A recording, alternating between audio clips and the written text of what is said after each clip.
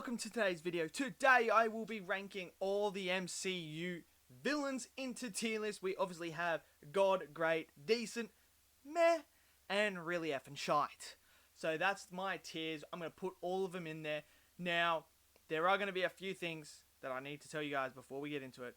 I don't consider anyone in the Eternals to be villains.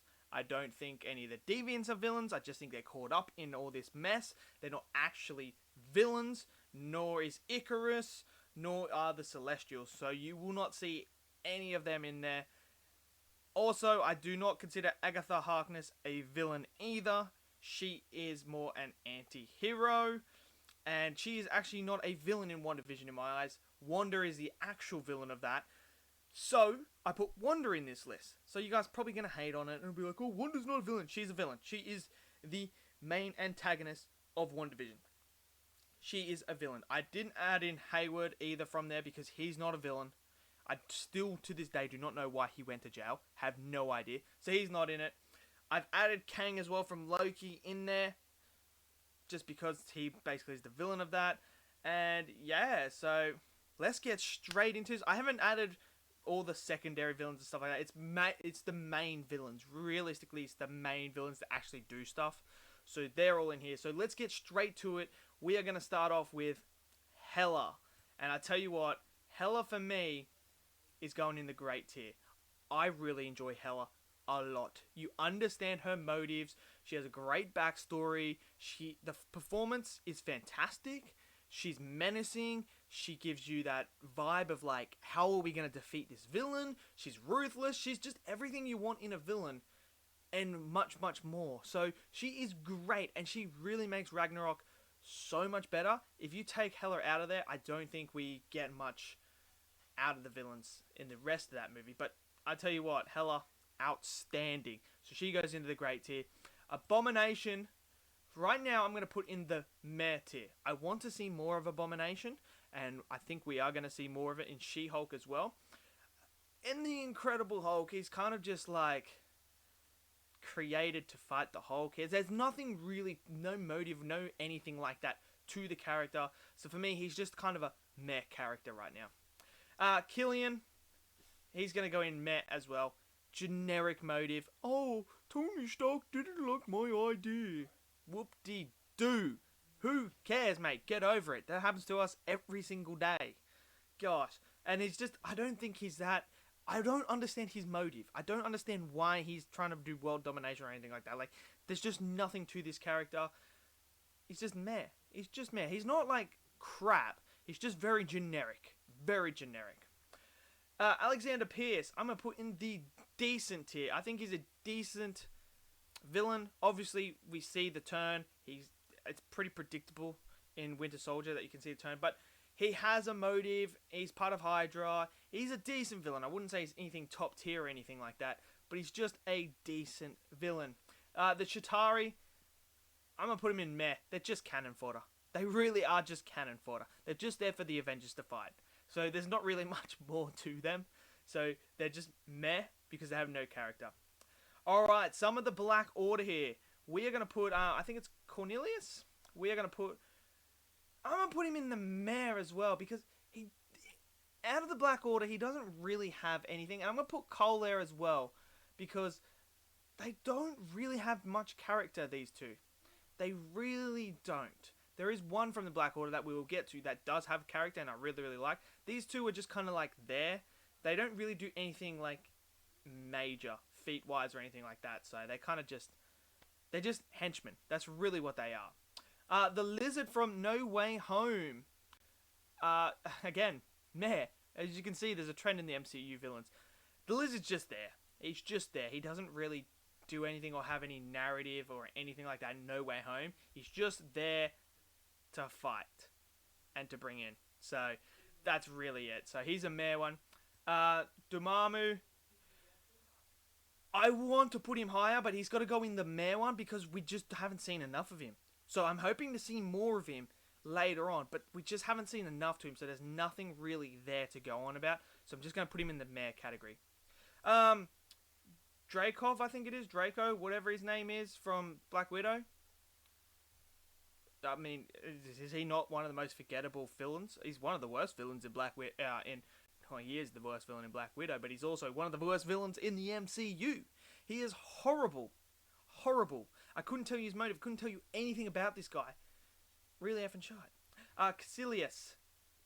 Same problem with him. Really cool. You get a great actor in as well to play him in Matthias. I can't even pronounce his name. Probably. You get him to come in and play this awesome villain that has nothing to him. No motive. Why does he turn to the dark dimension? We don't know why. He's just bland, boring. There. He's just there for Doctor Strange to fight. That's all he is. And that seems to be a big issue with the MCU villains. Now we move to Ebony Maw, the one of the Black Order, who I actually really like. He has some character to him, and he is fun and entertaining when he's on screen. My only downfall for this character to why he's not higher is because I feel like he didn't get enough screen time. He got killed off. He was the one that was causing the most trouble for Tony, Doctor Strange, and Spider-Man, but then he just kind of went. So that's a bit of downside. I would like to see more of him as well, but I really enjoy Ebony Maw when he's on screen. Ego. Meh. He's just meh to me. I'm not a big fan of Guardians 2, and I think you bring in Kurt Russell, and I don't know what James was thinking with that one. He just dropped the ball, and Ego as a character just never really captured me. Never really understood what his whole motive was or anything like that, which is a trending theme in the MCU, as you can see. The Mandarin from ShangChi. You know what? I'm tossing up between God or Great. He's really good. You know what? I'm gonna put him in the God tier. I really like him as a villain. I really do. A father who has lost everything with his wife and that, turns back to what he was, and then comes back around when he's face to face with his son. It's such a tragic story with a great character arc for this character. He's really, really good, and I really enjoyed him. And one of the really good things about Shang-Chi and why Shang-Chi worked for me is because him as a villain was outstanding. I really, really enjoyed him. Kingpin from Hawkeye. Not from Daredevil, because I haven't seen Daredevil, and I don't think it's the same one from Daredevil. Really effing shite. I'll tell you why. Because that final episode of Hawkeye, dude, this guy he's not Kingpin. Walmart Kingpin. That's what he is. King Walmart. That's what his name is, King Walmart. How do you do that to Kingpin? How? So he just goes there. Ghost. Decent. Ghost is decent. There's a decent story to her, backstory, decent motive. She's just decent. She's not anything great or anything like that, but she's just decent. She's probably one of the highlights of Ant-Man and the Wasp that I would say. So she's got a cool design. She has got cool powers and stuff like that, but I'm just going to put her in the decent one. I don't think she's anywhere near Hela or Ebony Maw or up there with the Mandarin or anything like that, so I'm going to put him there. What's his name from Civil War? I'm forgetting his name. And he's from Cap Falcon and the Winter Soldier. What's his name again? I totally forgot his name. But anyway, I'm putting him up there. I really like him as a villain, especially in Civil War, because he's the only villain in the MCU that is able to tear the Avengers apart without actually engaging in battle. He's a strategic villain. He puts a plan in place and he puts the pieces together and makes them fight each other. Really, really well done. I still can't remember his name. It's like Zemo. That's it. It's Zemo. So for me, Zemo goes into God tier. I really like him as a villain. And if you take him out of Civil War, that movie doesn't work because he's an integral part and his whole demeanor, everything, his motive and all that is really, really cool. And, well, it's not cool because he kills people and that, but it's good. It's good for a villain. Justin Hammer. You know what? I'm putting Justin Hammer in the decent. He would be in the great tier for me, but the only reason why he's not in the great tier is because we just don't see enough of him. He was so good in Iron Man 2, and I was thinking, oh, he's going to be the villain. This is going to be great. I'm excited to see him as the villain of Iron Man 2, and then they don't do that. They do something completely different, and then he gets thrown away. So we haven't seen him since. I want him to come back because you get a good actor to do it, and he's just fun, entertaining, and I want to see more of him. Fingers crossed we see more of Justin Hammer, because I want to move him up to the great tier. I really do. I just haven't seen enough. Kang, from the end of, what's it called? AntMan. I'm going to put him in decent because I really enjoyed him on screen. I enjoyed Jonathan Majors' performance. I'm excited as hell to see Kang the Conqueror. I am so excited to see. I want to see what they do with this character now. I want to see what Jonathan Majors does with him. But I'm really excited for him. So maybe he should probably be in the mare, but I'm putting him in decent because based on what I saw in Loki, I'm really excited for him, and I think they're going to make a good character.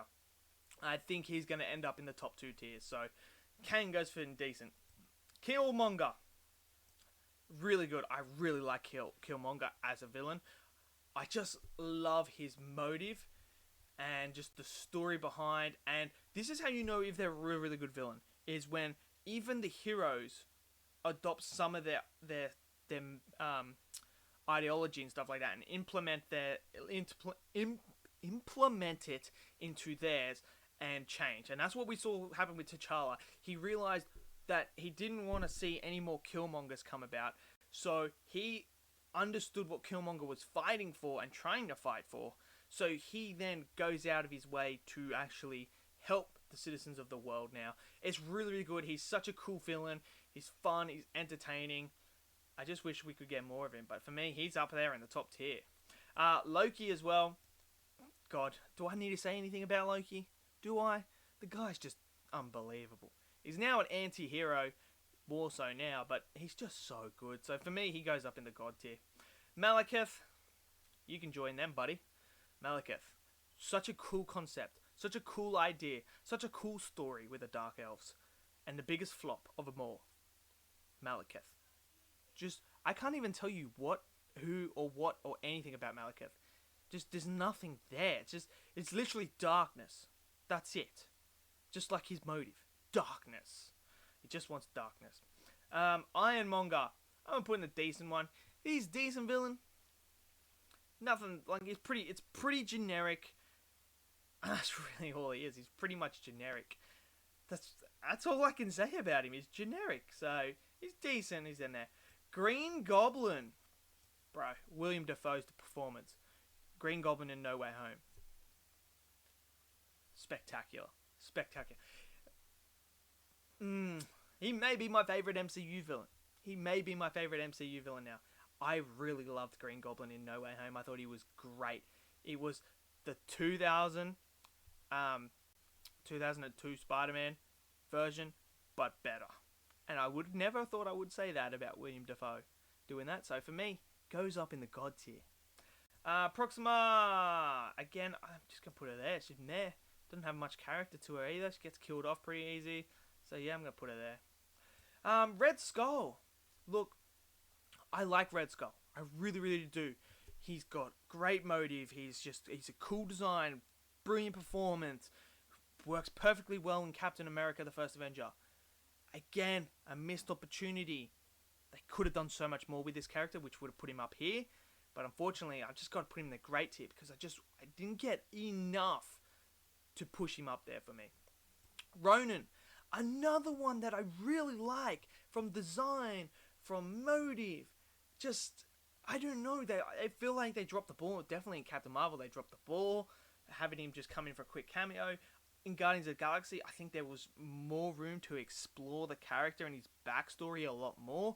I still don't know the complete backstory of Ronin in the MCU. So I would like to see that get discovered, so it could give more development, more depth to Ronin. I do like Ronin though, personally. I do like him. I think he works really, really well in the first Guardians. I just think we could have had a bit more, and he could have been up further. Doc Ock. He's not really a villain though, is he? He's like an anti-hero though. But I'm going to put him in there as well. He was good. He was really, really good. Alfred Molina was just so good in No Way Home as well. So I'm going to put him up in there. I don't want to go too much into detail with him because I will spoil No Way Home and you guys might not have seen it, so I'm not going to do that. I'm just going to put him up there. He just has a really good arc in that, and I like him. I like him a lot, so he goes in there. Sonny Butch, whatever his name is, from Ant-Man and Wasp, he can sit there. Pointless. Why is he in the movie? Why? Just I don't understand. Get a good actor and you waste him like that. Pff, you can go there. Electro. I'm going to tell you now.